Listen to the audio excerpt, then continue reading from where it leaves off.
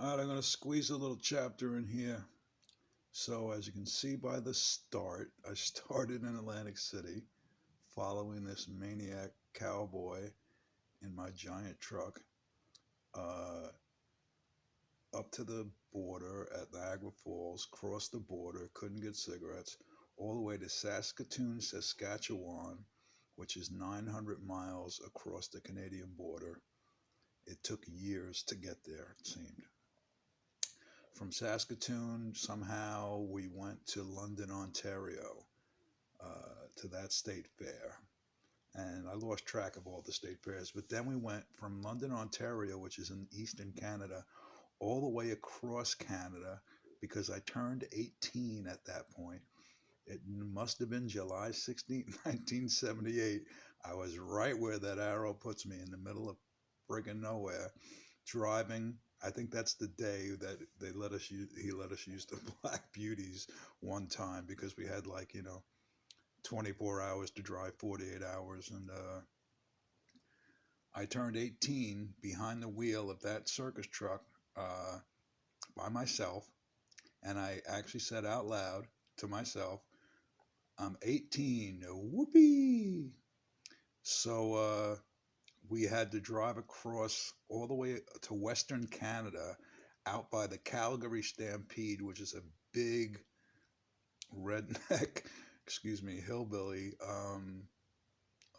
Ozark reference, a hillbilly rodeo that's huge, and I got to see horses and riders cut a cow out of a herd. You know, they do all the fake.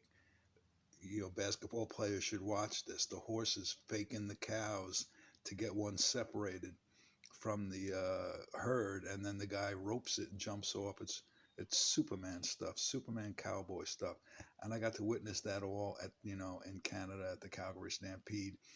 And then we at one point we were crossing, like, you got to cross like the Rocky Mountain range to get there from the east to the west. And at some point I had Natalie, Steve Marshall's girl, in the truck with me for this leg, and Sheba the dog, and Joe the parrot in the camper.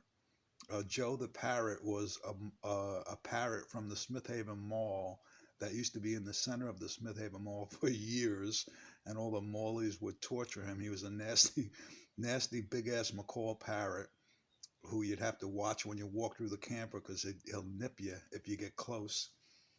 And so we're in the camper pulling the 40-foot prison show trailer, driving across Canada, on my birthday, after my birthday. And then we get to the mountains. And at some point, I mean, we're just driving for, 12 hours a day, 15 hours a day. So uh, I was, getting weary one night. And Natalie says, I can't ship, but I can drive like hell.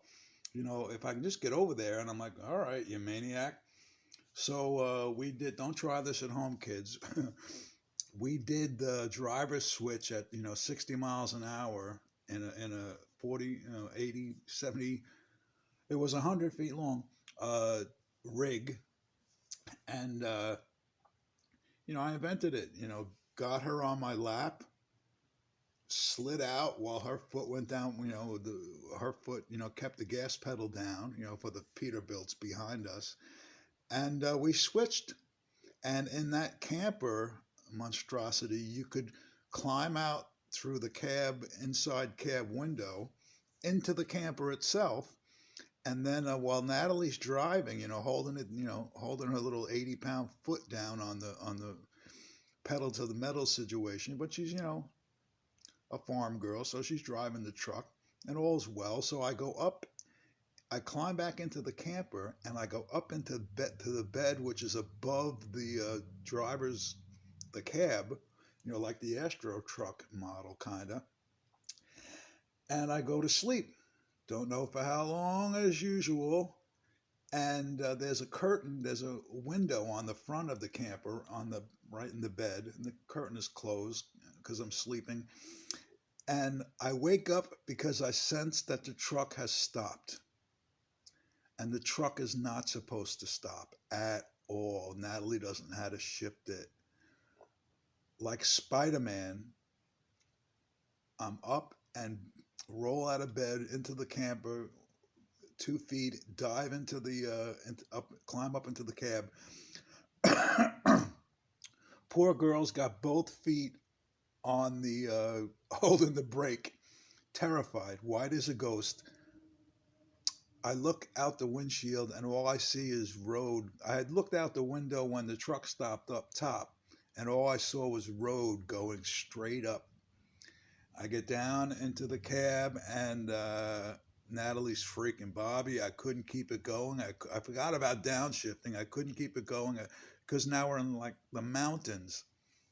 So again, we do the Spider-Man thing. I have to get under her or get under her and get my foot on the brake and get her off of me. And then, it's a weird thing with the big old truck like that with the clutch and the gas pedal being so far away. You have to, in first gear, you have to get your foot off the brake and onto the gas and get the gas going with the clutch out. It's a three-legged, pistol fight, or whatever that saying is, ass kicking contest, one-legged man in an ass kicking contest, as busy as, and it's tough on an angle like that with the truck dead stopped. You kidding me? I'm 17 years old. Well, no, I'm 18 now. Whoopee. I couldn't. I kept moving back. I kept rolling back a couple of feet every time I tried to get my foot from the brake to the gas with the clutch, halfway out without stalling it out to get going a little bit. But it was like fucking straight up. And every time I tried it, I rolled back a few feet until I stopped rolling back. I get out of the truck and look. You know why? Because the truck was resting on the guardrail. The back of the truck was resting on the guardrail on God knows how deep of a freaking ravine. And that's all I needed. At least I was stopped and I could get my freaking foot from the brake to the gas without rolling backwards anymore. I mean, God forbid if another truck had come up, be honest, but it didn't. So I got it going, power shifting, Vroom, vroom, vroom, vroom, vroom, vroom, vroom, beating the crap out of it for every RPM I could manage between shifts. And I got up and got us out of that. I could very well be at the bottom of that ravine, saying this, not. So then we go down to Montana. And boy,